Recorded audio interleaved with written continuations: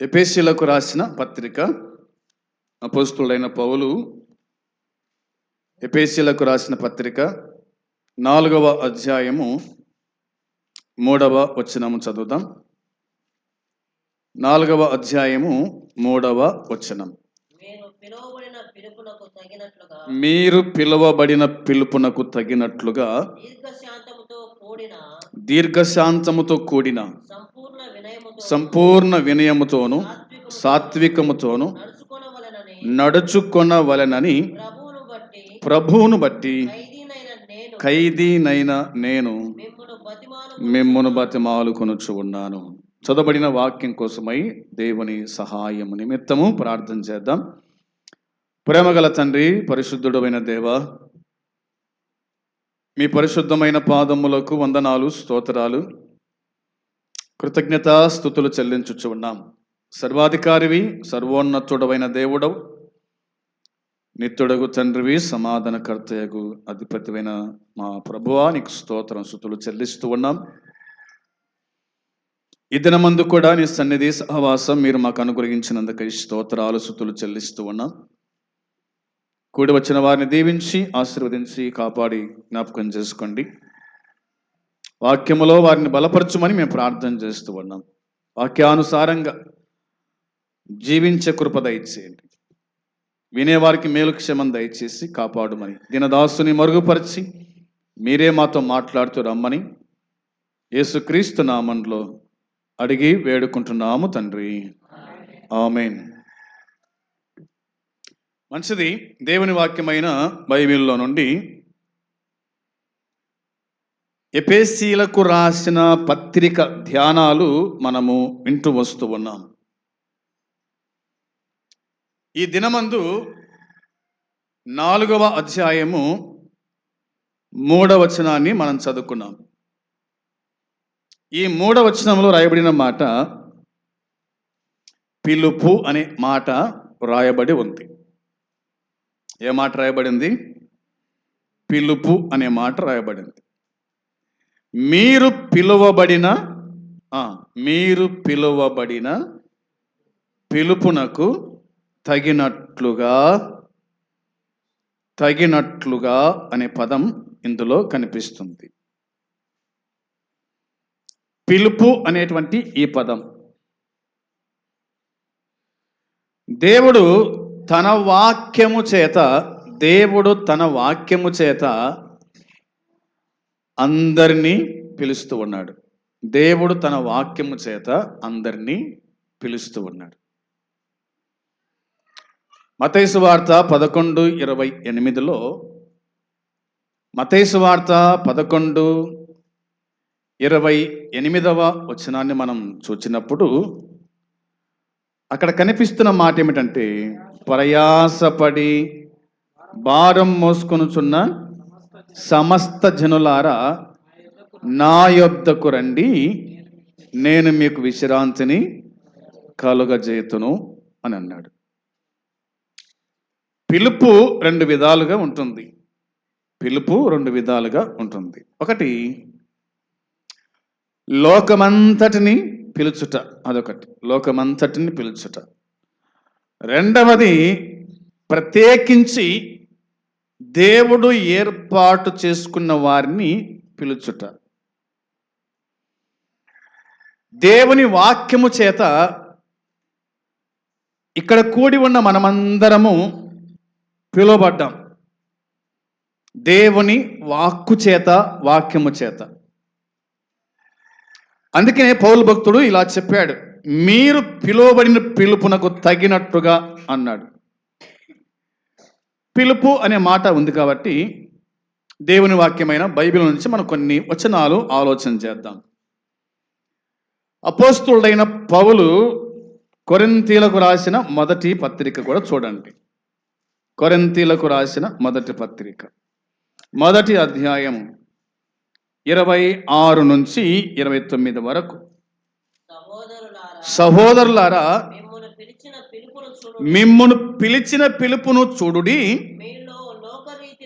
మీలో లోకరీతిని జ్ఞానులైనను ఘనులైనను గొప్ప వంశపు వారైనను అనేకులు పిలువబడలేదు గాని ఏ శరీరియు దేవుని ఎదుట అతిశయింపకుండునట్లు జ్ఞానులను సిగ్గుపరచుటకు లోకములో నుండి వెర్రి వారిని దేవుడు ఏర్పరచుకొని ఉన్నాడు. బలవంతులైన వారిని సిగ్గుపరచుటకు లోకములో బలహీనులైన వారిని దేవుడు ఏర్పరచుకొని ఉన్నాడు. ఎన్నికైన వారిని వ్యర్థము చేయుటకు లోకములో నీచులైన వారిని, తృణీకరింపబడిన వారిని, ఎన్నికలేని వారిని దేవుడు ఏర్పరచుకొని ఉన్నాడు అని ఉంది. ఈ 3 వచనాల్లో మనకు కనిపించేటువంటి మాట ఆయన పిలుపు ఒకటి, రెండవది ఆయన యొక్క ఏర్పాటు అని కూడా రాయబడింది. ఎప్పుడు ఏర్పాటు చేసుకున్నాడు ఆయన? జగతి పునాది వేయబడక ముందే ప్రేమ చేత క్రీస్తులో మనల్ని ఆయన ఏర్పాటు చేసుకున్నాడు. జగత్కి పునాది వేయబడక ముందే అనే పదం మనకు కనిపిస్తుంది. ఇందులో రాయబడిన మాట మనం ఆలోచన చేసినప్పుడు, సహోదరులారా మిమ్మును పిలిచిన పిలుపును చూడండి అన్నాడు. మిమ్మును పిలిచిన పిలుపును చూడండి. దేవుడు మిమ్మల్ని పిలిచినాడు. కొన్ని సందర్భాల్లో దేవుడు పేరు పెట్టి పిలిచినాడు, అవునా? కొందరిని పేరు పెట్టి పిలిచినాడు. ఆదామును పిలిచినాడు, నోవాహును పిలిచినాడు, అబ్రహామును పిలిచాడు, అవునా? జక్కయ్యను పిలిచినాడు. అందులో మనల్ని కూడా ఆయన పిలిచినాడు. ఆయన పిలిచేవాడు, మనము బదులిచ్చేవారుగా ఉండాలి. ఆయన పిలిచాడు. అందుకోసమే సహోదరులారా మిమ్మును పిలిచిన పిలుపును చూడండి అంటూ, మీలో లోకరీతిని జ్ఞానులైనను, ఘనులైనను, గొప్ప వంశపు వారైనను అనేకులు పిలువబడలేదు అన్నాడు. అనేకులు పిలువబడలేదు. లోకరీతిగా లోక సంబంధంగా జ్ఞానులను ఆయన పిలవలేదు అన్నాడు. రెండవది, గనులైన వారిని ఆయన పిలవలేదు.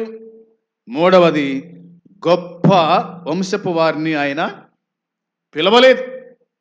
కానీ మిమ్మును ఆయన పిలిచినాడు అని చెప్పాడు. మిమ్మలను పిలిచినాడు.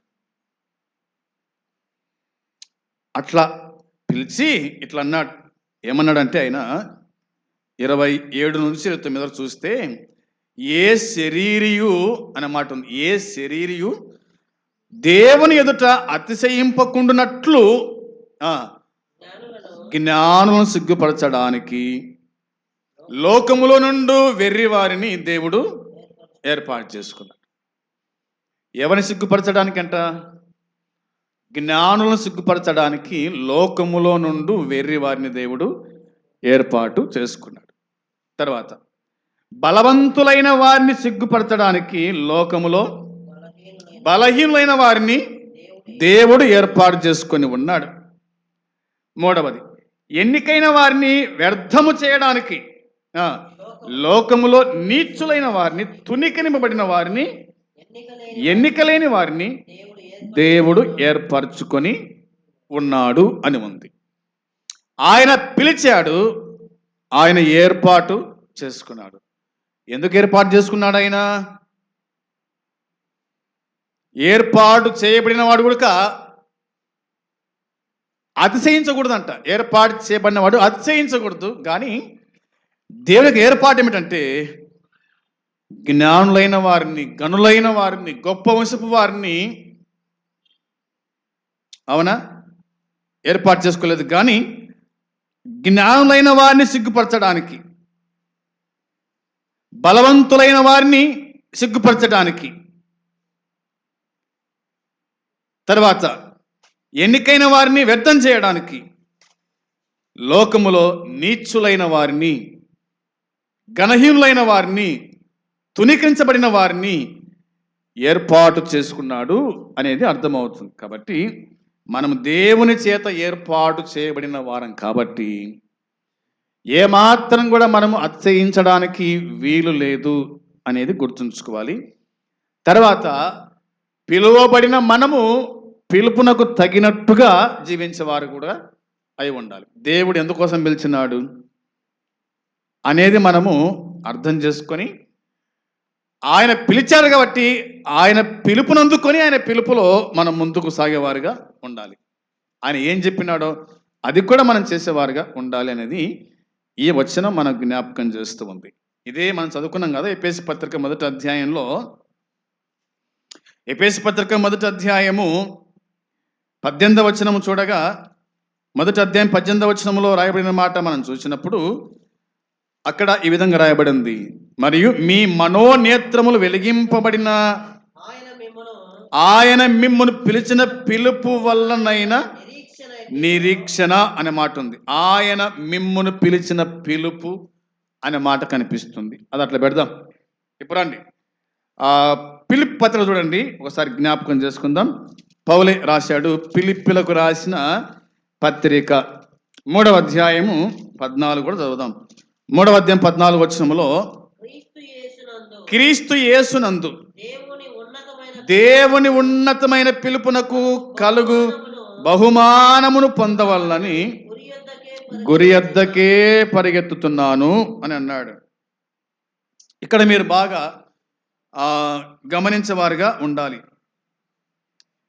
ఏమన్నాడు పౌలు అంటే, క్రీస్తు యేసునందు దేవుని ఉన్నతమైన పిలుపునకు కలుగు బహుమానం పొందవలనని అన్నమాట. దేవుని ఉన్నతమైన పిలుపునకు కలుగు బహుమానము అన్నాడు. పిలుపునకు కలుగు బహుమానం అంటే పిలిచినవాడు ఏమిస్తాడంట? ఏమిస్తాడంట? బహుమానము. ఎప్పుడు? అది ఎట్లా అంటే, క్రీస్తు యేసునందు అనే మాట. క్రీస్తు యేసునందు దేవుని ఉన్నతమైన పిలుపునకు కలుగు బహుమానం పొందాలంటే ఏం చేయాలా? గురి యొద్దకే పరిగెత్తాల. బహుమానం పొందేవాడు గురి యొద్దకు పరిగెత్తాలి. ఏమిటా గురి అంటే తాను చెప్పాడు, పౌలే చెప్పినాడు. ఏమిటో ఆ గురి చూడండి. తిమోతికి రాసిన రెండవ పత్రికలో ఇలాగన్నాడు. 4వ అధ్యాయము 7వ వచనం కూడా చూద్దాం. 2వ పత్రిక 4వ అధ్యాయము 7వ వచనం. మంచి పోరాటం పోరాడి తిని నా పరువు కడముట్టించి తిని విశ్వాసమును కాపాడుకొంటిని. ఇక మీదట నా కొరకు నీతి కిరీటం ఉంచబడి ఉన్నది. ఆ దినమందు నీతిగల న్యాయాధిపతి అయిన ప్రభువు అది నాకు మాత్రమే కాకుండా తన ప్రత్యక్షతను అపేక్షించు వారికి అందరికీ అనుగ్రహించును అన్నాడు. ఒకటి, దేవుని ఉన్నతమైన పిలుపునకు కలుగు బహుమానం పొందవల్లని గురి యొద్దకే పరిగెత్తుచున్నానని చెప్పిన పౌలు ఇక్కడ తిమోతి కూడా చెప్తూ ఉన్నాడు. గురి యొద్దకు పరిగెట్టుట అనే మాట కనిపిస్తుంది. కాబట్టి ఏమిటి ఆ పరిగెత్తుట అనేది చూడండి. 6వ వచనములో రాయబడిన మాట. 6వ వచనములో చూస్తాం. నేను ఇప్పుడే పానార్పణముగా పోయబడుచున్నాను, నేను వెడలిపోవు కాలము సమీపించి ఉంది అంటూ మంచి పోరాటము పోరాడి తిని అన్నాడు. పిలువబడిన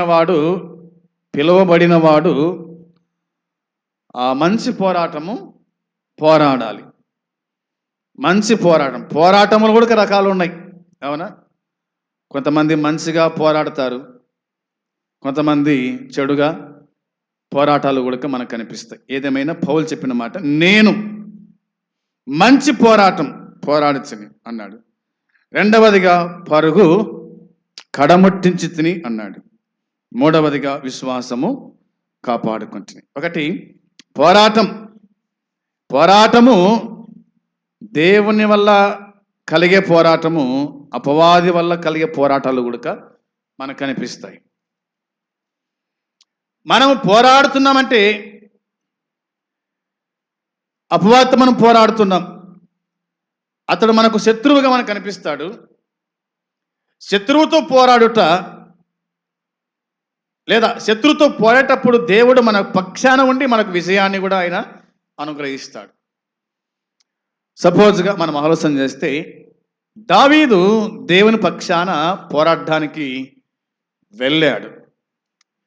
యుద్ధము యెహోవాదే అని చెప్పి గొల్లాతో ఒకే రాయి దెబ్బతో పోరాడి గెలిచినాడు. అంటే పోరాటం అటువంటిది అపవాదితోనూ లోకనాథులతోనూ అతని సంబంధులైన వారితో కూడా మనము ప్రతిదినము కూడా పోరాడుతూ ఉండాల్సిందే. అయితే ఆ పోరాటములో గెలుపు అనేది దేవుడు మనకు ఖచ్చితంగా అనుగ్రహిస్తాడు. అది కూడా గుర్తుంచుకుందాం. ఏదేమైనా మంచి పోరాటము పోరాడితే అన్నాడు. ఈ పోరాటములో పౌలు సేవకు వచ్చింది మొదలుకొని తాను చనిపోయేంత వరకు ఎన్ని పోరాటాలు పోరాడినాడో మనము గత దినాల్లో ధ్యానం చేస్తూ వచ్చినాం. పౌలు పరిచర్య, శ్రమల పరిచర్య అని ఒక 20 అంశాలుగా నేను మీకు గుర్తు చేస్తూ వచ్చాను. అది మాట గుర్తుపెట్టుకోండి. తర్వాత పరువు కడముట్టించుట అనేది ఉంది. పరువు కడముట్టించుట అనేది ఉంది.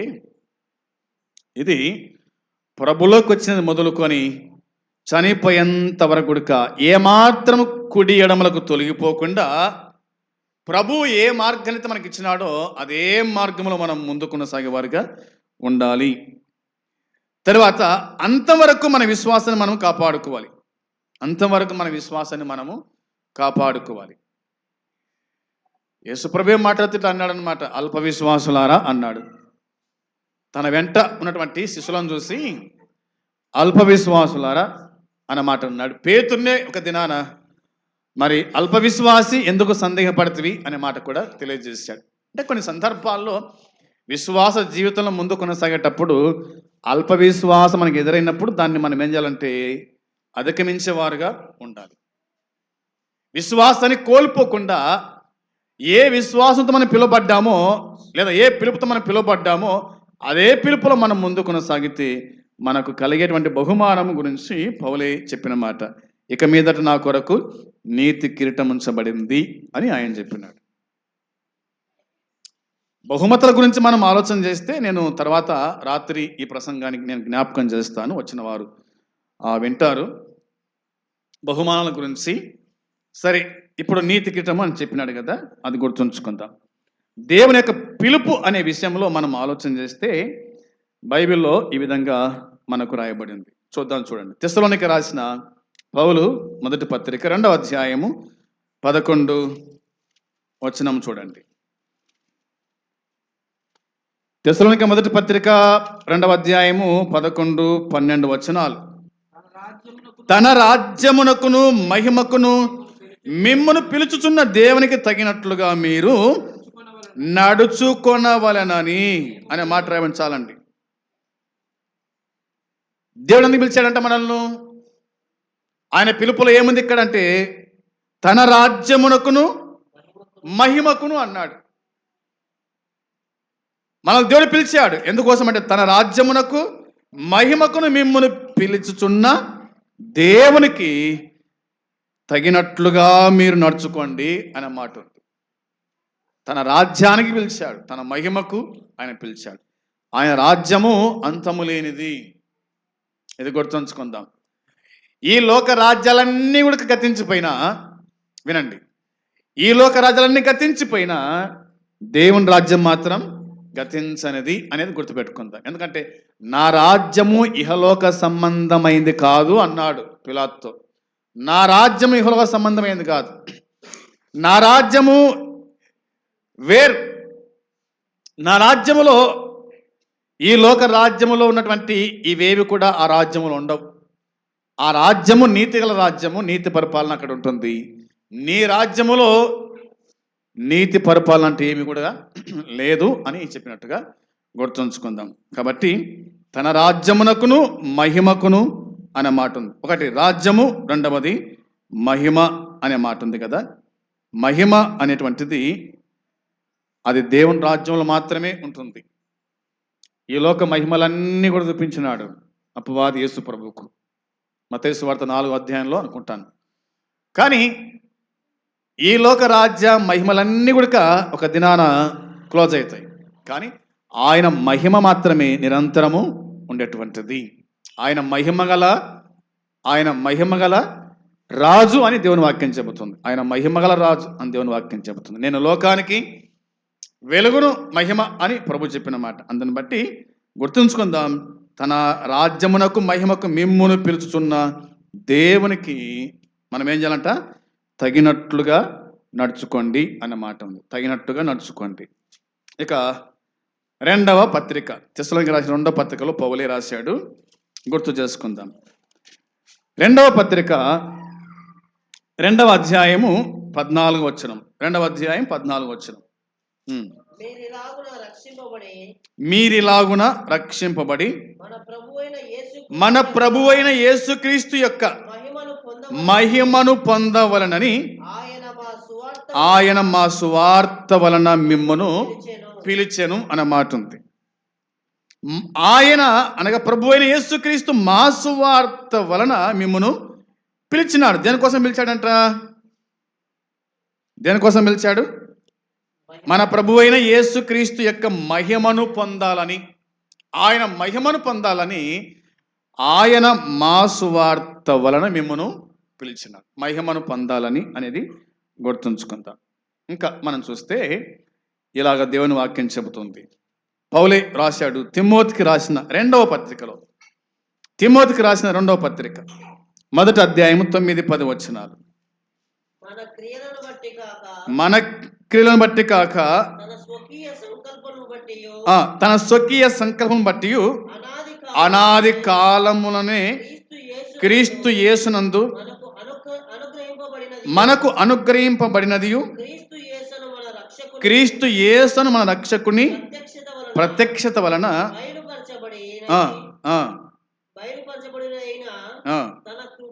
తన కృపను బట్టి మనలను రక్షించి, ఇది గుర్తుపెట్టుకోండి, మనలను రక్షించి పరిశుద్ధమైన పిలుపుతో ఆయన మనల్ని పిలిచానన్నమాట. ఏ పిలుపుతో పిలిచాడంట? ఆయన మనల్ని పరిశుద్ధమైన పిలుపుతో ఆయన మనల్ని పిలిచినాడు. పరిశుద్ధమైన పిలుపు. ప్రభు యొక్క పిలుపులో ఏముందంటే పరిశుద్ధత ఉంది.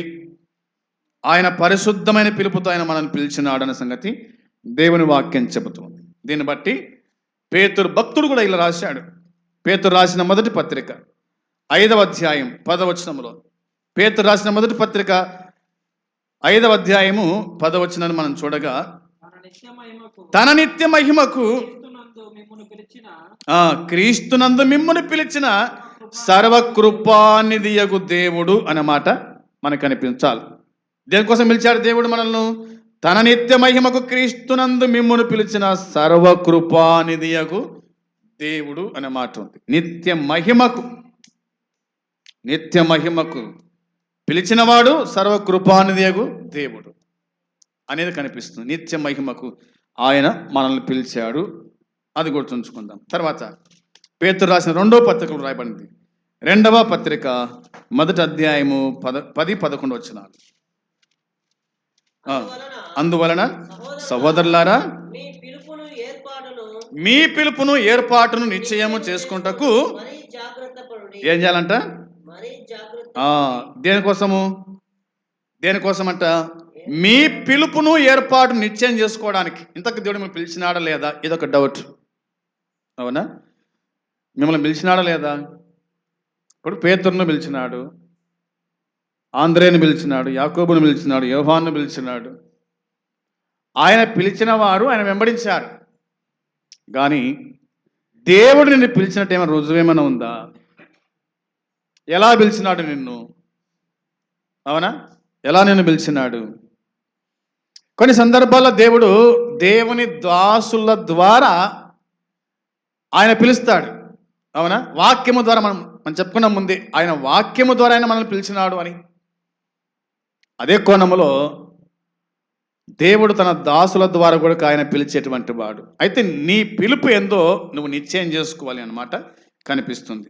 ఆ మాట గుర్తుంచుకుందాం. మీ పిలుపును ఏర్పాటును నిశ్చయము చేసుకున్నటకు మరి జాగ్రత్త పడి మీరిట్టి క్రియలు చేయువారైతే ఎప్పుడును తొట్టిల్లరు. అలాగున మన ప్రభువును రక్షకుడునైన యేసుక్రీస్తు యొక్క నిత్య రాజ్యములో ఈ మాట చూడండి, నిత్య రాజ్యములో ప్రవేశము మీకు సమృద్ధిగా అనుగ్రహింపబడును. మీరు నిజంగా పిలువబడిన వారైతే పిలుపునకు తగినట్టుగా జీవించండి. ఆ తర్వాత రాయబడిన మాట, మన ప్రభువును రక్షకుడునైన యేసుక్రీస్తు యొక్క నిత్య రాజ్యంలో ప్రవేశించాలి. అదొకటి. తర్వాత మీకు సమృద్ధిగా అనుగ్రహించబడును అన్నమాట ఉంది. ఈ మాట మీద కొంచెం ఆలోచన చేద్దాం. ఏమిటి ఈ ఆలోచన అంటే గుర్తుంచుకుందాం. మన ప్రభువును రక్షకుడునైన యేసుక్రీస్తు యొక్క నిత్యరాజ్యములో ప్రవేశము అనే మాట ఉంది కదా. నిత్యరాజ్యములో ప్రవేశము మీకు సమృద్ధిగా అనే మాట ఉంది. కొందరు విశ్వాసులు తమ అశ్రద్ధను బట్టి మరి అంతంత మాత్రపు రక్షణతో దేవుని రాజ్యములో ప్రవేశిస్తారు అనే మాట ఉంది. చాలా మంది విశ్వాసుల్లో ఏమి ఉంది అంటే ఇలా చెప్పుకోవాలి. ఏమిటంటే దేవుని రాజ్యాన్ని చాలామంది అశ్రద్ధగా చేస్తూ ఉన్నారు. దేవుని రాజ్యం మీద శ్రద్ధ లేదు కొంతమందికి.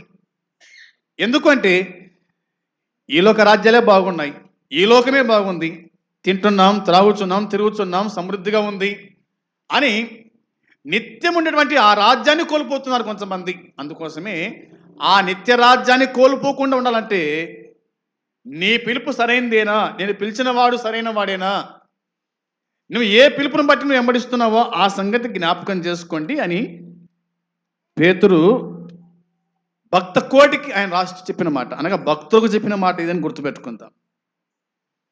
దీన్ని బట్టి ఆలోచన చేస్తే ఒక వచనం చూడండి. కొరింథీలకు రాసిన మొదటి పత్రిక చూడాలి. ఆ మాట 3వ అధ్యాయం 15వ వచనం. కొరింథీలకు రాసిన మొదటి పత్రిక 3వ అధ్యాయము వచనము 15 చదువుతారా? ఒకని పని కాల్చివేయబడిన ఎడల వానికి నష్టము కలుగును, అతడు తన మట్టుకు రక్షింపబడును గాని అగ్నిలో నుండి తప్పించుకున్నట్లు రక్షింపబడును అనే మాట ఉంది. ఇక్కడ రక్షణ పొందిన వారు ఉన్నారు, రక్షణ పొందని వారు కూడా ఉన్నారు. అయితే రక్షణ పొందిన వారి గురించి పౌలు భక్తుడు మాట్లాడుతూ ఇలాగన్నాడనమాట. అంటే అక్కడ పని గురించి చెప్పినాడులే. పని గురించి, పునాది మీద కట్టటము, ఇవన్నీ కూడా మనకు కనిపిస్తాయి. దాదాపుగా 10 నుంచి మీరు చదువుకున్న తర్వాత 10 నుంచి చదువుకోండి. తర్వాత నేను చదువుతున్నాను ఇప్పుడు మీకోసమై. ఏంటంటే 11వ వచనంలో, వేయబడినది తప్ప మరొక పునాది ఎవడును వేయనేరడు, ఈ పునాది యేసుక్రీస్తే. ఎవడైనను ఈ పునాది మీద బంగారమును, వెండిని, వెలగల రాళ్ళు, కర్ర, గడ్డి, కొయ్యకాలు మొదలైన వాటితో కట్టిన ఎడల వాని పని కనబడుతుంది. ఆ దినము దాన్ని తేటపరచును, అది అగ్ని చేత బయలుపరచబడును, అగ్నియే పరీక్షిస్తుంది. పునాది మీద ఒకడు కట్టిన పని నిలిచిన ఎడల వాడు జీతం పుచ్చుకుంటాడు. ఒకని పని కాల్చివేయబడిన ఎడల నష్టము కలుగుతుంది. ఇది గుర్తుంచుకుందాం. పునాది మీద ఒకడు కట్టిన పని నిలిస్తే వాడు జీతాన్ని పుచ్చుకుంటాడు. ఒకని పని కాల్చివేయబడిన ఎడల వానికి నష్టము కలుగును అనే మాట. నష్టము కలుగుతుందా? ఏది తొందరగా కాలిపోతుంది? కాలిపోయింది ఏంటంటే వెండి బంగారము వెండి ఆ, బంగారము వెండి వెలగల రాళ్ళు ఇవి కాలిపోవు. కాలిపోయేటువంటి కర్ర గడ్డి కొయ్యకాలు ఇవి కాలిపోతాయి. కాలిపోయినవి బొగ్గ అవుతాయి అంతే. కాలిపోయింది ఏమవుతుంది? బొగ్గయి బూడిదవుతుంది. కాలిపోయింది మాత్రం ఏంటంటే బంగారు వెండి వెలగల రాళ్ళు. దీన్ని బట్టి మనం ఆలోచన చేసినప్పుడు ఇట్లా అన్నాడు, ఒకని పని కాల్చబడిన ఎడల వానికి నష్టము కలుగు. దేవుని రాజ్యం ఉంటుంది, దేవుని రాజ్యం ఉంటుంది, కానీ నష్టము కలుగుతుంది. కాల్చబడిన బొగ్గు కాల్చబడిన కట్టే విధంగా నల్లగుంటుందో అలాగని నీ పని అట్లా ఉంది అనేది ఇక్కడ పేతురు గుర్తు చేశాడు. దీన్ని బట్టి నేను కొన్ని విషయాలు జ్ఞాపకం చేస్తాను. అదేంటంటే మరి అయితే అచంచలమైన భక్తితో పరిశుద్ధతలో కొనసాగే అనేకులు రాచమార్యాలతో మరి పరిగెత్తాలనే సంగతి, వారికి మాత్రమే ఇక ఆహ్వానం అనే సంగతి ఆయన గుర్తు చేస్తూ వచ్చాడు. దీన్ని బట్టి మనం ఆలోచన చేస్తే ఒక వచనాన్ని లేదా ఒక 2-3 వచనాలు మనం ఆలోచన చేసినప్పుడు ప్రభు వాక్యం మనకి ఇలా గుర్తు చేస్తుంది. చూడండి, మత్తయి సువార్తలో చూస్తాం 25వ అధ్యాయము 21వ వచనంలో, మత్తయి సువార్త 25:21లో 25వ అధ్యాయం 21వ వచనంలో ఇలాగ దేవుని వాక్యం గుర్తు చేస్తూ ఉంది. అతని యజమాడు బలా నమ్మకమైన మంచి దాసుడా, నీవు కొంచెము నమ్మకంగా ఉంటివి గనుక నియమించదను, నీ యజమానుని సంతోషంలో పాలు పొందుమని అతనితో చెప్పాను అన్నమాట. ఇక్కడ మనకు తలాంతుల ఉపమానం కనిపిస్తుంది కదా. ఒకనికి 5 తలాంతులు, ఒకనికి 2 తలాంతులు, ఒకనికి 1 తలాంతు ఇచ్చాడు. పని చేయమని చెప్పినాడు, వ్యాపారం చేయమని చెప్పినాడు. 2 చేశారు, 1 చేయలేదు అనుకోండి. అయితే చెప్పిన మాట ఏమిటంటే గుర్తుంచుకుందాం, అతని యజమాను అంటున్నాడు బలా నమ్మకమైన మంచి దాసుడు. పిలుపులో నమ్మకత్వమైనటువంటిది ఉండాలి అనేది గుర్తుంచుకోవాలి. కాబట్టి నిత్యరాజ్యంలో ప్రవేశించేది ఎవరంటే పిలుపునకు తగినట్టుగా జీవించిన వాడు. రెండవదిగా దేవునికి నమ్మకంగా ఉన్నవాడు మాత్రమే నిత్యరాజ్యములో ప్రవేశిస్తాడు అనే సంగతి మనము గుర్తుంచుకోవాలి. తర్వాత అపోస్తుల కార్యం 7:25 అపోస్తుల కార్యము 7వ అధ్యాయము 55-56 వచనాల్లో ఈ మాట కూడా చదువుదాం. అట్లా అపోస్తుల కార్యం 7వ అధ్యాయం 55-56 వచనాలు. పరిశుద్ధాత్మతో నిండుకుని వాడై తేరి చూచి దేవుని మహిమను యేసు దేవుని కుడి పార్శ్వమందు నిలిచి ఉంట చూచి ఆకాశము తిరగబట్టయు మనుష్య కుమారుడు దేవుని కుడి పార్శ్వమందు నిలిచి ఉంటయు చూచుచున్నానని చెప్పాను అన్నమాట ఉంది. ఇక్కడ స్టెఫెన్ గురించి మనం చూస్తాం. స్టెఫెన్ దేవుని వాక్యం చెప్పినప్పుడు మరి స్టెఫెన్ రాళ్ళతో కొట్టారు, ఆ సంగతి మనం ఎరుగుదుము. అప్పుడు స్టెఫెన్ పలికిన మాట ఇది అన్నమాట, ఆకాశము తెరవబట్ట చూశాడు. అవునా? ఒకటోది, అతను పరిశుద్ధాత్మ నిండుకున్నాడు, ఆకాశము తెరవబడింది, దేవుని మహిమను చూశాడు. దేవుని రాజ్యములో లేదా యేసుక్రీస్తు పక్కన దేవుని కుడిపార్శ్వమందు యేసు నిలుచుంట చూచాడు. తర్వాత ఆకాశం తెరబడుట, మనుష్య కుమారుడు దేవుని కుడిపార్శ్వమందు నిలిచి ఉంట చూచిన మనకు కనిపిస్తుంది. కాబట్టి మనకు ఏం డౌట్ లేదు, దేవుని నిత్యరాజ్యంలో మనం ప్రవేశించాలంటే ఇదే మార్గము, ఈ వచ్చిన మనకు చాలు అనేది నేను మీకు జ్ఞాపకం చేస్తున్నాను. భూమి మీద ఉన్న మనిషి, దేవుని చేత పిలువబడిన మనిషి, దేవుని చేత ఏర్పాటు చేయబడిన ఒక విశ్వాసి, ఒక దేవుని దాసు ఖచ్చితంగా దేవుని నిత్యరాజ్యంలో ఉంటాడు, ప్రవేశిస్తాడు అన్న సంగతి మనము జ్ఞాపకము చేసుకోవాలి. ఇవి మనం గుర్తుంచుకుందాం. చివరి వచనంగా ఒక మాట చూసి మనం ముగిద్దాం. చూడండి, తిమోతికి రాసిన పౌలు 2వ పత్రికలో 4:7లో మనం చదువుకున్నాము అనుకుంటాను కదా ఈ మాట. తిమోతికి రాసిన 2వ పత్రిక 4వ అధ్యాయము 7వ వచనం చదువుకున్నాం. తర్వాత వచ్చేసి 8 చదువుకున్నాం. వచ్చిన 18 చూడండి ఒకసారి. చివరి వచ్చిన 18లో రాయబడిన మాట మనం చూడగా, ప్రభు ప్రతి దుష్కార్యము నుండి నన్ను తప్పించి ఈ మాట గుర్తుపెట్టుకోండి. తన పరలోక రాజ్యమునకు చేరునట్లు నన్ను రక్షించును అన్న మాట ఉంటుంది. చాలు, ఈ మాట గుర్తుంచుకుందాం. తన పరలోక రాజ్యమునకు చేరునట్లు నన్ను రక్షించును అన్నమాట. తన పరలోక రాజ్యం చేరునట్లు అన్నమాట ఉంది. కాబట్టి దేవుడు తన పిల్లలను తన పరలోక రాజ్యములోనికి ఆయన తీసుకుంటాడు, పిలుచుకుంటాడు అనేది గుర్తుంచుకుందాం. ఈ మాట జ్ఞాపకం చేస్తాను. ఏమిటి అంటే, ఆయన మిమ్మల్ని పిలిచిన పిలుపును చూడండి అనే మాట ఉంది కదా. మీరు పిలువబడిన పిలుపునకు తగినట్టుగా జీవించాలి. మనం అప్పుడు అట జీవించితేనే తప్ప తన నిత్య మహిమలో, నిత్య రాజ్యంలో మనము ఉండలేము, ప్రవేశించలేము అన్న సంగతి గుర్తుంచుకొని ఆ పిలుపునకు తగినట్టుగా బతుకుదాం, అలా జీవించుదాం. అట్టి కృప దేవుడు మనకందరికీ సహాయం చేయనుగాక. ఆమేన్. ప్రార్థన చేసుకొని ముగిద్దాం. ప్రేమగల తండ్రి, పరిశుద్ధుడైన దేవాని వందనాలు, స్తోత్రాలు. పౌలు ఎఫెసీయులకు రాసిన పత్రిక ధ్యానాలు మీరు ప్రతిరోజు కూడా మాతో మాట్లాడుతున్నందుకై స్తుతులు, స్తోత్రం చెల్లించుకుంటున్నాం.